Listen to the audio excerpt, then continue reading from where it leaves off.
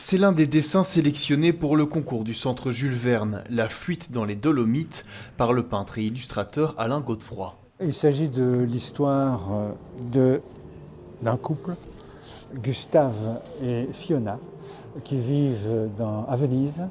Et Venise a été submergée complètement, jusque même dans les Dolomites. Donc les Dolomites sont sous eau, suite évidemment au réchauffement de la Terre. Le principe du concours, imaginer une couverture fictive d'un nouveau livre de Jules Verne. Alain Godefroy est en train d'écrire l'histoire derrière son affiche. Fait amusant, il n'a jamais lu Jules Verne, mais s'est senti attiré par son univers. C'est cette science-fiction, mais qui est ramenée justement à une autre époque, une époque qui est complètement folle et où tout semblait permis.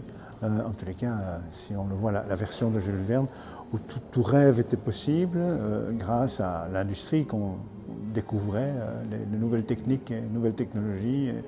Et ça, c'est quelque chose que moi j'ai connu petit, non pas Jules Verne, mais j'ai connu où tout était possible, toute technique, en 58, à l'exposition 58. Ce concours est le troisième du genre, les éditions précédentes sont toujours visibles avec 32 illustrations à chaque fois. Le tout est exposé au Centre Jules Verne parmi de nombreuses autres œuvres, tout en lien avec l'auteur. Au total, le lieu compte 1000 mètres carrés, un pari fou lancé par Michel Dirken qui n'en est pas à son coup d'essai. Je suis le conservateur du musée d'art fantastique aussi à Saint-Gilles.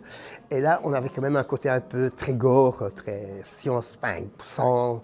Alors je voulais rendre hommage plutôt au merveilleux, au fantastique merveilleux qui est de science-fiction, qui est le père Jules Verne, on va dire.